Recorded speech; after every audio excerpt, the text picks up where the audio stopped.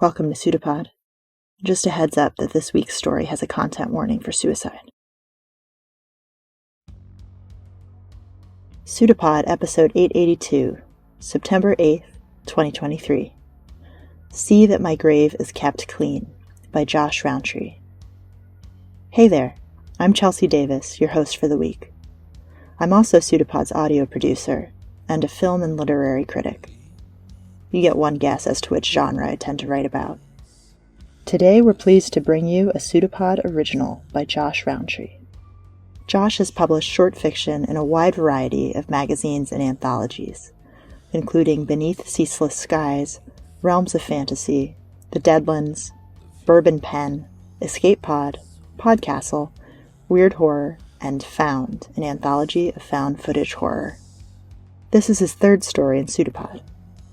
His latest short fiction collection is Fantastic Americana from Fairwood Press, and his novel, The Legend of Charlie Fish, was published by Tachyon Publications in July of this year. Links to Josh's website and social media will be in the show notes. Your narrator this week is Kyle Akers, a versatile talent from Kansas City, Missouri.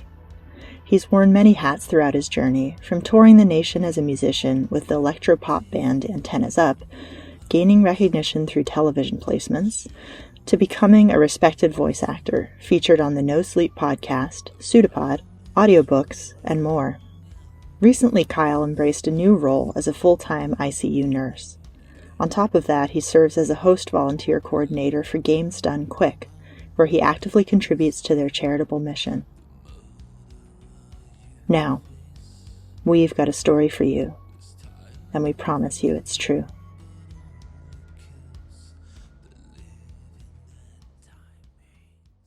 See That My Grave Is Kept Clean by Josh Rowntree. Narrated by Kyle Akers. Dig a hole, climb in, cover yourself in grave dirt. Not your face. You aren't ready to join the dead. Not yet. The bone men tend to the graveyard, unaware they're being watched. You're crying because you'd lost hope of ever seeing them. They step so softly they appear to drift above the graves. Bones bright as blades in the moonlight, tall as trees and just as slender. They clear away dead flowers and smooth out the fresh graves with white-gloved hands. They straighten tombstones. They scatter leaves in artfully melancholy patterns across the steps of the stone mausoleum. On their knee bones in the muddy soil, they lean in close to the earth and whisper to the dead. This is their most important task, or so they've been told.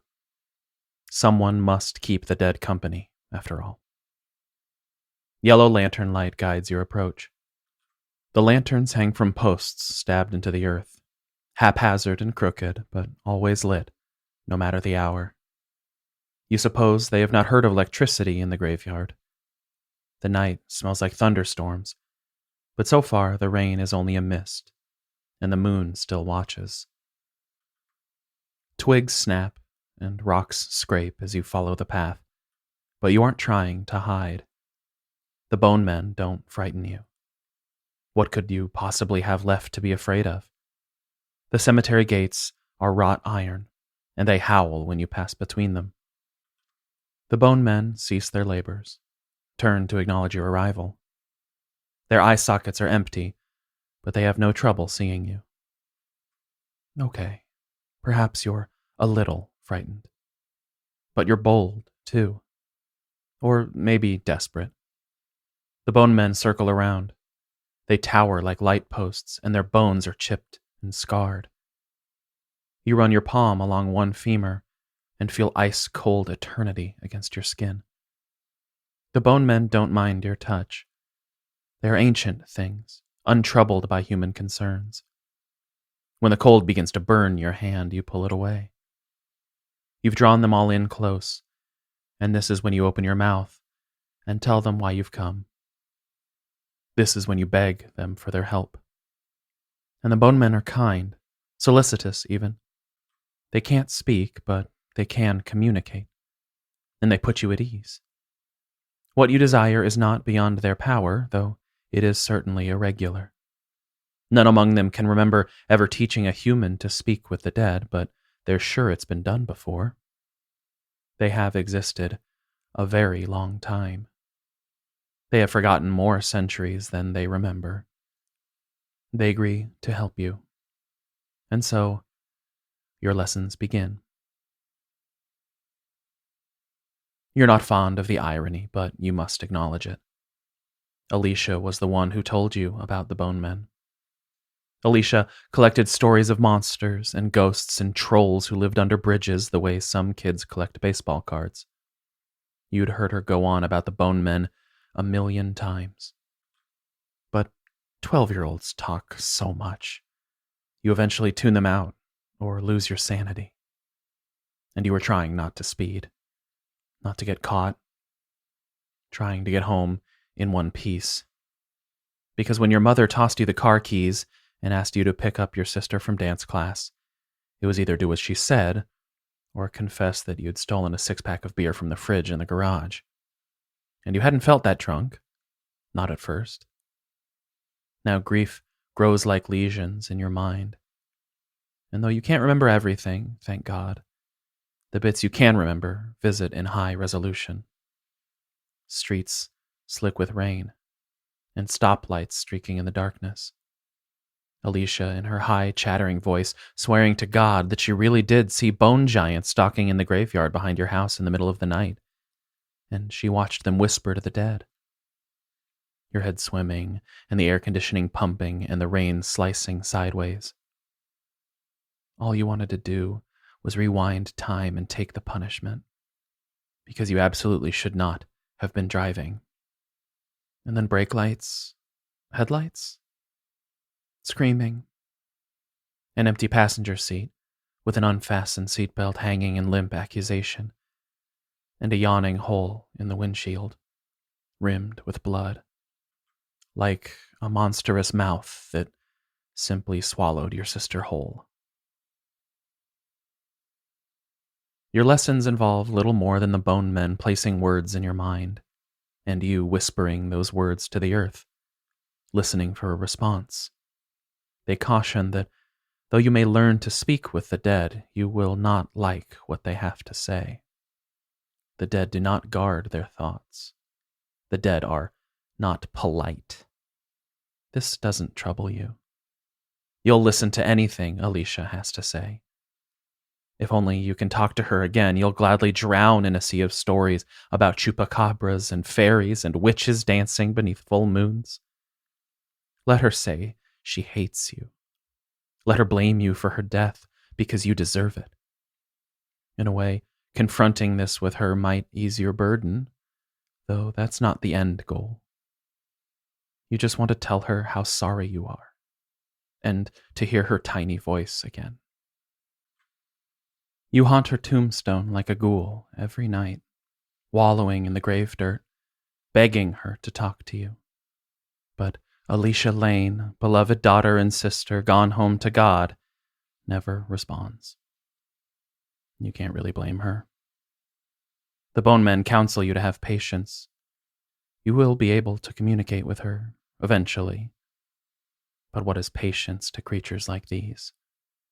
What have they ever lost?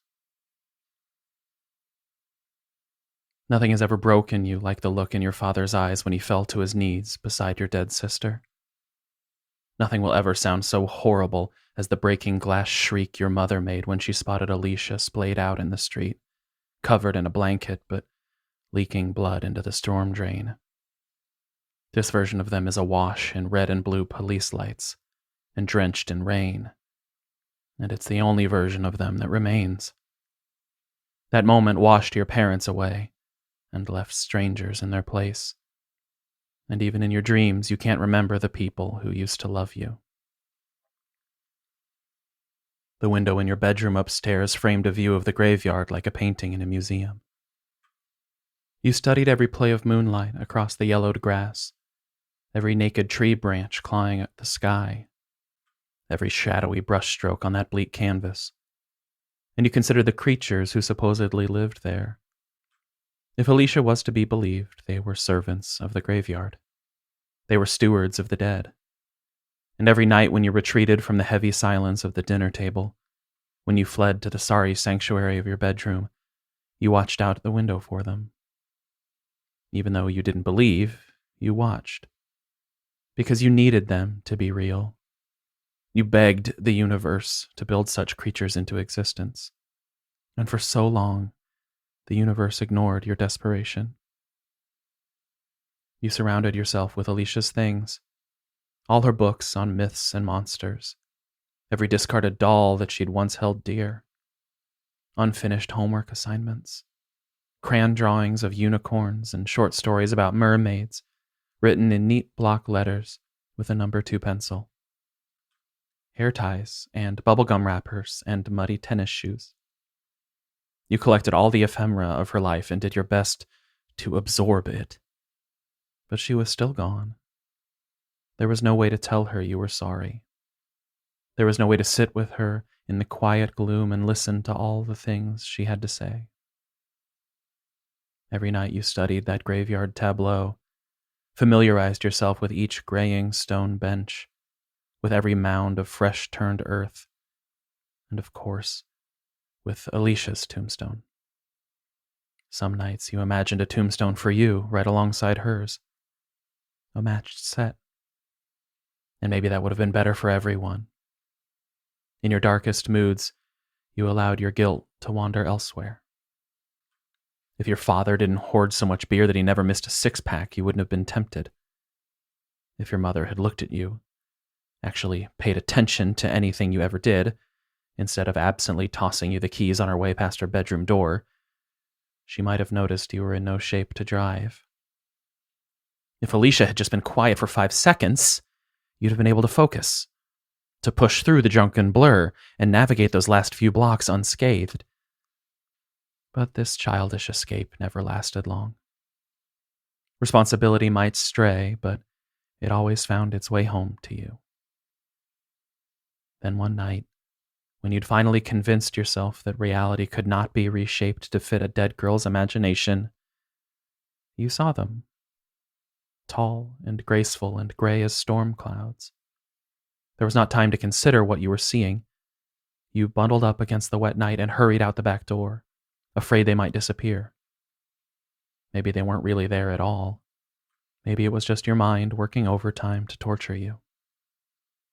But you followed the lantern-lit path, and they were waiting for you. They were real. Even now, you aren't entirely sure you didn't will them into existence yourself. The Bone Men have instructed you well. Never, they are certain, has any human been more fluent in the language of the dead. But you still can't hear them. And though you've spoken aloud every word the Bone Men taught you, no one seems to be listening. Certainly not Alicia. The Bone Men continue their tasks while you practice. They carry on conversations with every graveyard resident like they're fast friends, and your envy boils. You ask if perhaps they can interpret for you, so you can speak with your sister that way. This suggestion is not well received. This is the only time the Bone Men have ever regarded you with anything but kindness. Their mood grows dark, and you understand you've broken protocol. A week passes before they will acknowledge you again, and you resign to step with more caution in the future. After months of your nightly failure, the Bone Men convene to discuss amongst themselves what might be done to better assist you. They arrive at a consensus. It is suggested you would benefit from a closer communion with the dead. Perhaps a ritual would be beneficial.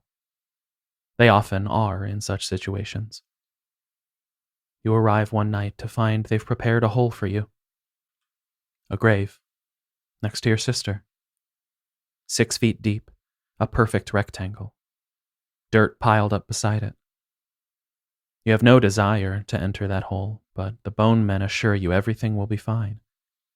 This is certain to bring you closer to your sister. You hesitate. The Bone Men sense your unease, but they don't fully understand it. What could be more comfortable and welcoming than a freshly dug grave? One of them lifts you in his arms and places you gently into the earth, like a newborn child into a crib. The bone men look over the edge of the grave like proud parents, unable to hide the fondness they feel. You writhe in the wet darkness. There is no comfort to be found amid the tangle of underground roots and jagged rocks. But comfort is not the goal. They reassure you as their hands begin shoveling dirt over top your body. Not to worry, they won't cover your face. Living in this world is hard, but they understand life is not a burden you are quite prepared to divest. Not yet. This will bring you close, though. Close enough to communicate, almost assuredly.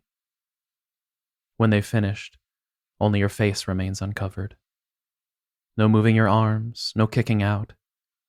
Never did you expect the soil to sit so heavy on top of you. Panic flaps about in your chest like too many birds in a tiny cage. The bone men are delighted. They still watch you from above, blanking out the stars and the lantern light, leaving nothing but black shadows across your resting place. Part of you wants to scream, but the soil is pressed so tight around your chin and cheeks that you can only whimper. The ground is cold, the air wet and thin, and if it were not for the gentle soothing of the bone men, you'd never be able to settle down long enough to just listen. They pluck out the anxiety from your chest and replace it with resolve. They promise not to abandon you in your grave. You breathe deep, and you hear whispers, a rush of white noise traveling through the hard-packed earth. The dead are talking to you. Or rather, the dead are talking amongst themselves, and you're eavesdropping on their conversations. Having heard their language, you understand what's being said. But the words come in such a rush, it's hard to isolate any one speaker. You mouth a few sentences trying to get a word in, but the dead won't slow down for the living, and their chatter proceeds at a lightning pace. They worry about nothing and keep no secrets. They don't yearn for life or pine for the living. There's no concern about what came before, and some of them don't seem to remember living at all. You try to speak again and again. You mumble Alicia's name and struggle to pick her voice out of the din, but it's all so overwhelming. You imagine her cold body, buried just a few feet from yours. Why is it so hard to connect? You wonder if, perhaps, she's already forgotten you entirely. The bone men look down at you with pity. Eventually, they dig you up, set you on your feet. They promise Alicia will talk to you someday, but you don't hold out much hope. The strangers who used to be your parents catch you sneaking in from your night in the graveyard, and they aren't happy. Your mother's voice is sharp as a sword, and your father wields guilt like a truncheon. You stand muddy and wild-eyed in the kitchen as they remind you that you're the only thing they have left in the world. They've hardly spoken to you in months, and they've forgotten you're someone they used to love. So when you begin to argue, they let slip every accusation they've been holding inside. They remind you that this whole thing is your fault. They aren't monsters, they're just broken. But you wish they'd go back to being strangers. Better than revealing the people they've become. Having spent time in the grave, your bed feels too soft. The mattress sinks in the middle, and you long for the hard-packed clay. Eventually you give up on sleep, stare out the window, and watch the bone men tend their charges. Every tombstone straightened, every grave swept clean of debris. There's something beautiful and sad about the devotion they show to the dead. Tears well in your eyes when you consider that Alicia will never be alone. The bone men will always be there for her. Downstairs, your parents argue deep into the night. They poison one another with blame. Nothing beautiful remains for them in this world. They're dead and rotting and don't even know it yet. Maybe all of you are, holding on to a life that has nothing left to offer. You consider going downstairs, entering the fray. Maybe you can figure out some way to reassemble what's been broken. But nothing will bring Alicia back. And this whole thing is your fault. Instead, you stand at your window with your palms pressed against the cold glass, remembering the smell of wet earth and the taste of it in your mouth. You remember earthworms burrowing in close, and your sister, cold company in the ground next to you. You watch the bone men and consider the ease with which they connect, like the language of the dead is carved into their bones. And finally, you understand. The bone men can't speak with the dead because they have some gift you don't. It's because they've lost something you still have. You've made a decision that pleases the bone men. They'd have suggested this course of action straight away, but people tend to value their lives more than their deaths. It's a notion foreign to them, but one they've come to accept over the centuries. The bone men know the truth of things. They understand.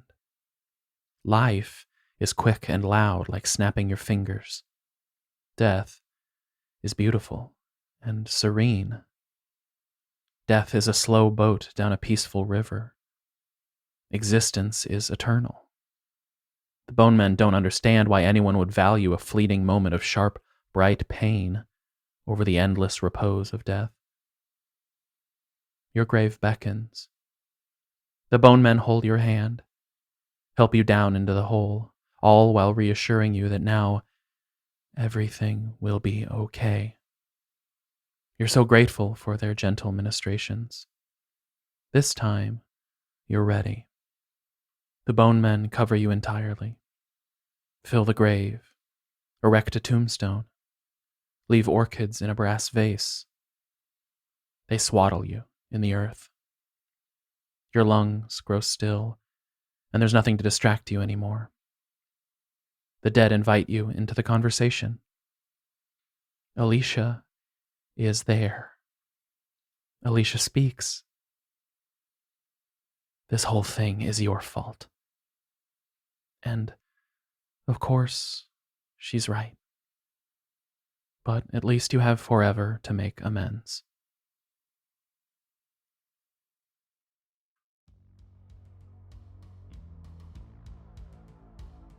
What power the dead hold over us. What presence they have, even in their absence. In Josh's magnificent story, death has transformed a little girl from a sisterly pest into an invisible queen, a sovereign from beyond the veil.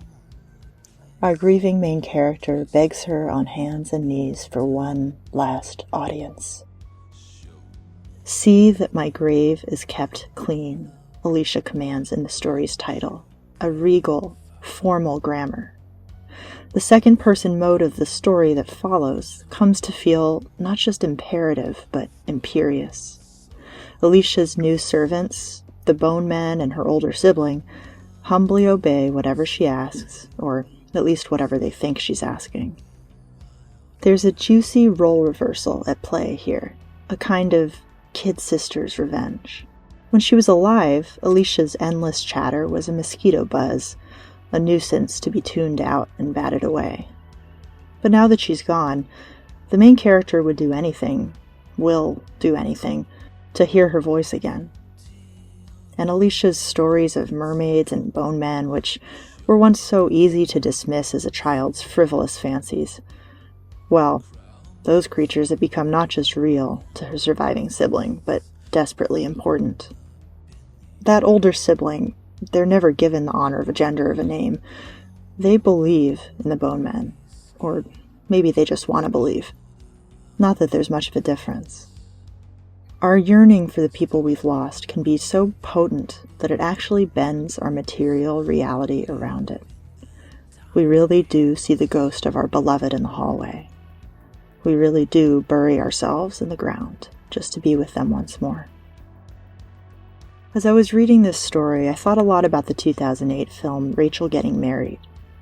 Anne Hathaway plays Kim, a recovering addict who accidentally killed her younger brother when she was high, years ago. Technically, there's nothing supernatural about that movie, but the absent presence of that little boy who never got to grow up, it does more than haunt Kim. That dead brother has become Kim. Become the only thing the rest of her family sees when they look at her and when she looks at herself. Of course, the double tragedy of these two stories is that the killers are practically kids themselves when they do what kids do. They get wasted, and they make a mistake.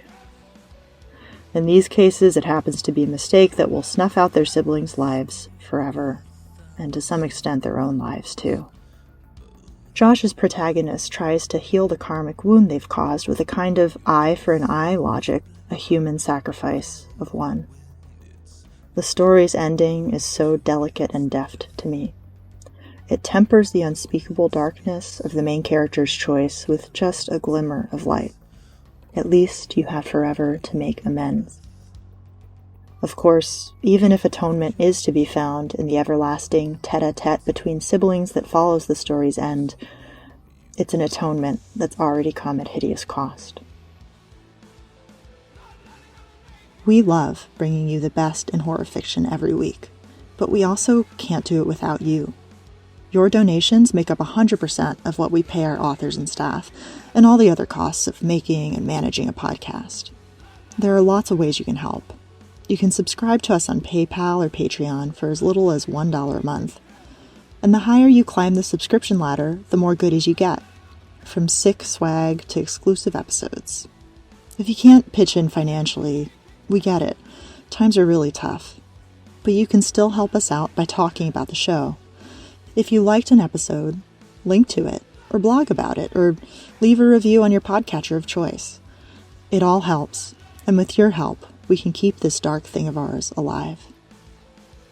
PseudoPod is part of the Escape Artists Foundation, a 501c3 nonprofit, and this episode is distributed under the Creative Commons Attribution Non-Commercial No Derivatives 4.0 International License. PseudoPod will be back next week with episode 883, Ba'alat Ov, by Brenda S. Tolian. Victoria Marklew will narrate, I'll be on audio production, and Alistair will be back as your host. In the meantime, here's an ending quote to keep you cold at night. It comes to us from Talk to Me, an Australian horror movie that's still in theaters and that you should really go see right now. What did the hand feel like? It felt amazing. I could see and feel everything on the other side. I could feel my mom. She was trying to reach out.